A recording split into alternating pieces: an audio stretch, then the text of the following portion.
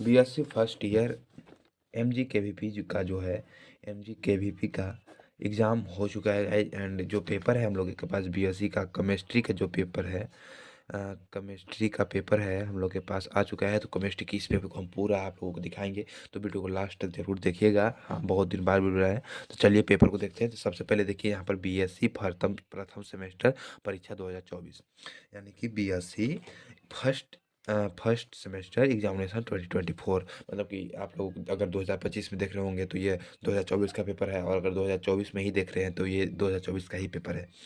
तो ये देखिए रसायन विज्ञान है, और ये केमिस्ट्री मतलब रसायन विज्ञान इंग्लिश में केमिस्ट्री कहते हैं, ठीक है। आप लोग को तो मालूम होगा गाइज। और पेपर मेजर है, ठीक है। फंडामेंटल ऑफ केमिस्ट्री आपका ये है। एमजीकेवीपी, अगर आपका सिलेबस एमजीकेवीपी से मिलता होगा तो आपका यही प्रोसेस मतलब सेम ही पेपर हो सकता है गाइज। इसमें जो क्वेश्चन दिए गए हैं गाइज बहुत ही मतलब कि अच्छे क्वेश्चन दिए गए हैं, और एग्जाम में फंसने के चांसेस जो है गाइज इसके बहुत साफ होते हैं। लिटरली मैं खुद बता रहा हूँ, मैं पेपर गया, इतना ईजी पेपर ना गाइज आया था कि मैं क्या बताऊँ। चलो पेपर स्टार्ट करते हैं, टाइम ना वेस्ट करते हैं, टाइम वेस्ट नहीं करते हुए पेपर को स्टार्ट करते हैं। देखो नोट यहाँ पर पढ़ लेना है, दिए गए निर्देशों को सरल समस्त खंडों के उत्तर दीजिए। अटेम्प्ट ऑल क्वेश्चन यहाँ पर करना है, ठीक है गाइज। सबसे पहले वेरी शॉर्ट आंसर देंगे जो कि आपको 2 नंबर के दिए जाएंगे। 2 × 5 यानी कि 2 नंबर का क्वेश्चन रहेगा 5 किलो। यहाँ देखो पाँच पाँच क्वेश्चन रहेंगे जो कि 2 नंबर के मतलब 10 नंबर के रहेंगे। सबसे पहला क्वेश्चन देखो गाइज, आप लोग यहाँ पर हार्डवेयर और सॉफ्टवेयर में अंतर समझाना है। यानी कि आपको हार्डवेयर जो कंप्यूटर का होता है, कंप्यूटर उसका हार्डवेयर जो बाहरी हिस्सा होता है, जैसे कि जिसे हम टच और फील कर सकते हैं, और सॉफ्टवेयर जिसे हम टच और फील नहीं कर सकते, वो आप कंप्यूटर में प्रोसेसिंग के रूप में कार्य करता है। प्रोसेसिंग के रूप में कार्य करता है, उसे को हम सॉफ्टवेयर कहते हैं। तो ये आपको अंतर समझाना है, ठीक है गाइज। यहाँ पर एक्स के सापेक्ष एक्स पावर 5 साइन एक्स का अवकलन करना है। एक्स पावर 5 साइन एक्स का अवकलन करना है, तो सिंपली आप लोग क्या करोगे, D D X of D, देखो यहाँ पर D X by D Y equal to D D X of X 5 sine X हो जाएगा गाइज। तो यहाँ पर सिंपली आपको क्या करना है, D D X of X 5, तो यहाँ पर क्रॉस का है, यानी कि सबसे पहले हम प्रथम फंक्शन इसको करेंगे, फिर मतलब यानी कि प्रथम फंक्शन का ऐसे ही रहने देंगे, फिर D D X of cos x हो जाएगा।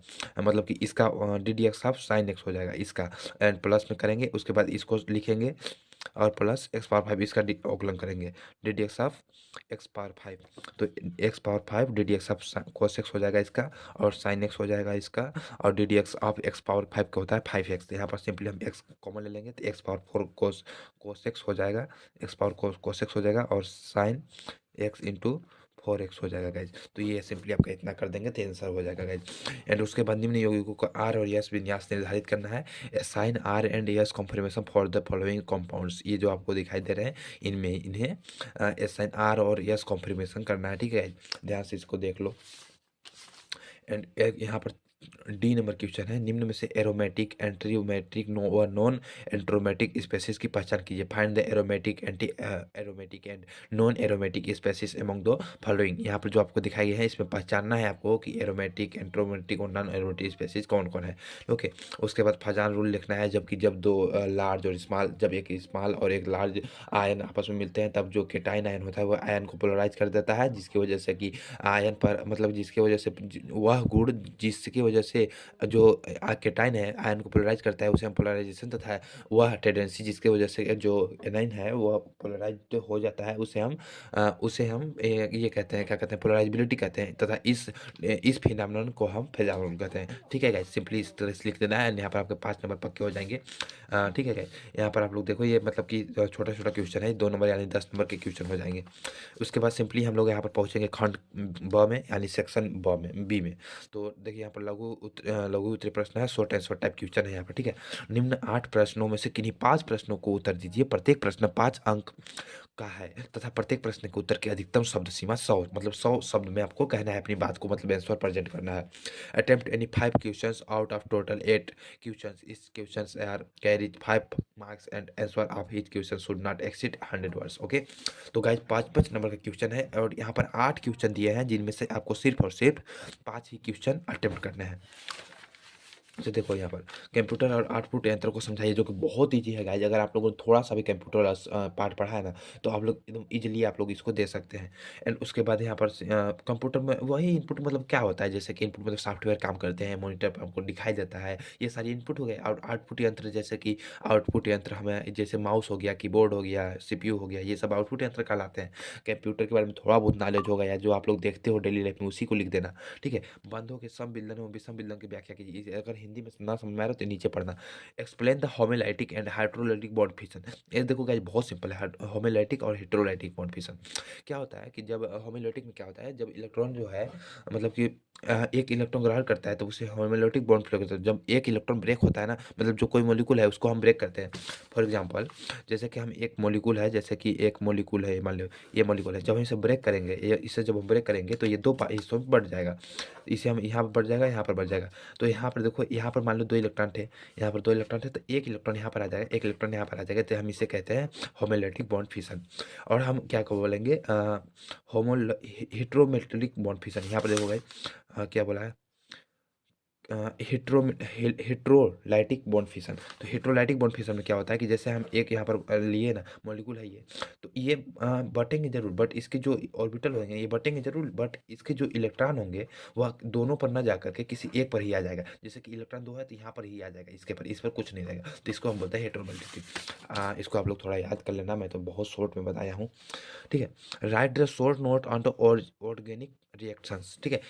ऑर्गेनिक रिजेंट्स ये बहुत इजी है, आप लोग को पढ़े होंगे तो मैं इसका मोटा मोटी मैं बताऊं तो इसमें ये होता है कि जैसे इलेक्ट्रॉन डिफिशिएंट ऑर्गेनिक कंपाउंड होते हैं गाइज, वो इलेक्ट्रॉन को ग्रहण करने की प्रवृत्ति रखते हैं, जिससे कि हम उसे क्या बोलते हैं, ये ऑर्गेनिक रिजेंट्स बोलते हैं। तो आप लोगों को दो प्रकार के होते हैं, तो फिनोलोमिक करके कुछ होता है, उसको याद कर लीजिएगा एंड ये हो जाएगा आपका।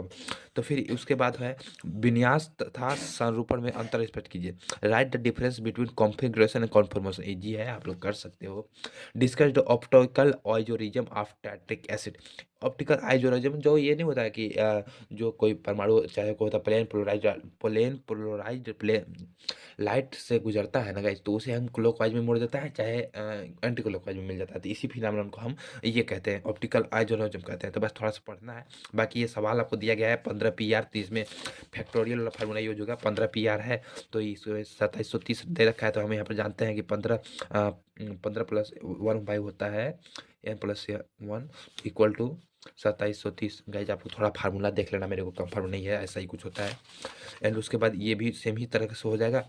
एंड उसके बाद बार्न हैबर हैबर चक्र पर टिप्पणी लिखना है आप, जो कि इजीली आप लिख सकते हो, मुझे पता है।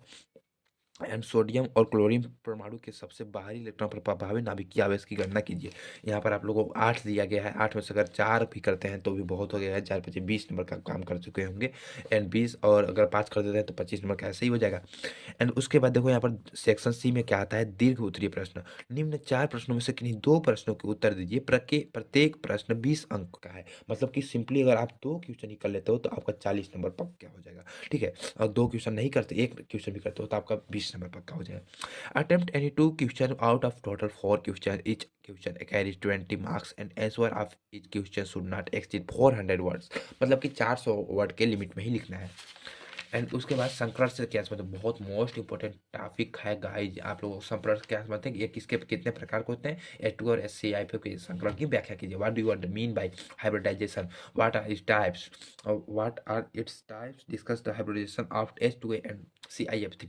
देखो गाइज बहुत सिंपल है। मैं आपको बताऊं तो जब जब देखो यस ऑर्बिटल होते हैं ना, यस ऑर्बिटल पी और एस डी पी ऑर्बिटल होते हैं, उनके जब अणु आपस में मिलते हैं तो उन्हें एक नया ऑर्बिटल मिलाते हैं जो कि समान एनर्जी होती है, मतलब इक्वल एनर्जी के ऑर्बिटल का वह मतलब फॉर्मेशन तैयार करते हैं। इसे हम जो जो मतलब बनता है ना गाइस, जो बनता है उसको हम बोलते हैं sp3 हाइब्रिडाइड या sp हाइब्रिडाइड या sp2 हाइब्रिडाइड हाइब्रिडाइज्ड और sp3 हाइब्रिडाइज। तो सिंपली इस फिनोमेनन को हम कहते हैं sp3 संकरण या sp3 हाइब्रिडाइजेशन।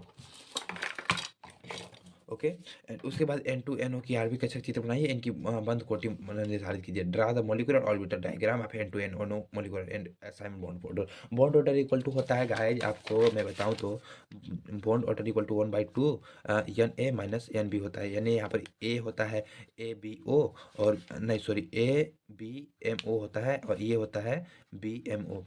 सिंपली इसमें से आप लोगों को यहाँ पर सिग्मा स्क्वायर निकाल के, और यहाँ पर जितने इलेक्ट्रॉन रहते हैं उसमें से घटा देना रहता है 1/2, जैसे 8 हो यहाँ पर हो 3 यहाँ पर हो जाएगा 5/2, यानी का ढाई आंसर हो जाएगा। ठीक है, इस तरीके से आप लोगों को इसमें करना है। एंड उसके बाद निम्नलिखित प्रवाह की किसी आवर्त एवं समूह में इनकी आवर्तता की व्याख्या कीजिए। सिंपली क्या जी, आपके इतना कर देंगे तो 20 नंबर पक्के। एंड उसके बाद आपको परमाणु त्रिज्या, आयनन ऊर्जा, इलेक्ट्रॉन बंधुता, विद्युत ऊर्जा, हिंदी में समझ नहीं आ रहे होंगे तो चलो इंग्लिश में देखते हैं। एटॉमिक रेडियस, जो कि किसी जो न्यूक्लियस होता है उससे इलेक्ट्रॉन कितनी दूर पर है, वहां से यहाँ तक की, मतलब कि जैसे एग्जांपल के लिए अगर मान लीजिए कोई एटम है, ठीक है, एटम या मॉलिक्यूल है, यहाँ पर न्यूक्लियस इसका, यहाँ पर इलेक्ट्रॉन एक चक्कर लगा रहा है। अब हम यहाँ से इसकी जो रेडियस होगी, ये देखो, ये जो रेडियस होगी गाइज, हम इसको बोलेंगे एटॉमिक रेडियस। एटॉमिक रेडियस मतलब कि एटम से जो इलेक्ट्रॉन की दूरी है वो कितनी है, उसी को हम एटॉमिक रेडियस बोलते हैं। ओके गाइज, रेडियस यानी कि आप लोगों को अगर 10th में आप लोगों ने ये पढ़ा है, 12th में कि रेडियस मतलब, रेडियस मतलब ये होता है ना परिधि, परिधि सॉरी, त्रिज्या, त्रिज्या होती है गाइज। त्रिज्या जो होती है उसको हम बोलते हैं रेडियस। तो सिंपली उसको आप लोग डिफाइन कर सकते हो, ये थोड़ा केमिस्ट्री के लैंग्वेज में, तो बस इसको एटॉमिक रेडियस। ओके। एंड उसके बाद आयोनाइजेशन एनर्जी। आयोनाइजेशन एनर्जी बहुत ईजी है गाइज। आयोनाइजेशन एनर्जी, जब कोई इलेक्ट्रॉन, देखो, जब कोई आइसोलेटेड इलेक्ट्रॉन जो होता है ना, वो किसी इलेक्ट्रॉन को डोनेट करता है, तो उसमें जो एनर्जी लगता है उसे आयोनाइजेशन एनर्जी कहता है। ओके। एंड उसके बाद है इलेक्ट्रॉन एफिनिटी। इलेक्ट्रॉन एफिनिटी मतलब जब कोई किसी मॉलिक्यूल की वह टेंडेंसी जिसकी वजह से वह इलेक्ट्रॉन को एक्सेप्ट करता है, तो उसे हम इलेक्ट्रॉन एफिनिटी कहते हैं। इलेक्ट्रॉन एफिनिटी में जो एनर्जी हमें खर्च होता है गाइज, इलेक्ट्रॉन एफिनिटी में जो एनर्जी खर्च होता है उसे हम बोलते हैं इलेक्ट्रॉन एनर्जी। इसे हम ईवी बाई मोल से मापते हैं। ओके। एंड उसके बाद इलेक्ट्रॉन नेगेटिव। इलेक्ट्रॉन मतलब भीख मांगने की क्षमता, यानी भीख मांगने की क्षमता, यानी कि जो परमाणु जितना ज़्यादा इलेक्ट्रॉन अपने ऊपर ले सकता है उसे हम इलेक्ट्रॉन नेगेटिविटी कहते हैं, जैसे फ्लोरीन का सबसे ज़्यादा होता है। ओके। एंड उसके बाद यहाँ पर आप लोग मैंने बता दिया है। एंड उसके बाद क्वेश्चन आप लोग पेपर देख लीजिए। सी एन ब्यूटेन के विभिन्न सब प्रोडक्ट की संरचना बनाई जाता है, उनके साथ स्थायी का तुलना कीजिए। आप लोग इसको देख लेना, मेरे को उतना याद नहीं है। Draw the differential configuration of N butane and compare the relative stability. Carbocations क्या है, कार्बोकेटाइंस की संरचना बनाने की विधि, प्रकार एवं तुलनात्मक स्थायी व्याख्या कीजिए। What are the carbocations, explain the structure, methods of formation, types of operative splitting and carbonation. Okay. And last आपका आता है निम्नलिखित बस टिप्पणी लिखिए। हाइड्रोजन बॉन्ड प्रेरक प्रभाव, अतिसंयोग, मेमोरीज पर हाइड्रोजन बॉन्डिंग, एंटीट्यूड पर hyper conjunction, measurement effect. Okay guys, thank you so much. यहाँ से आपका पेपर होता है एंड आपका मिलते हैं 75 नंबर। ठीक है, आप लोग कर सकते हो। Thank you so much. Please अगर आप लोग नए हो तो गाइस चैनल को सब्सक्राइब कर देना। बहुत दिनों बाद मैं वापस आया हूँ नया टॉपिक लेकर के। And thank you.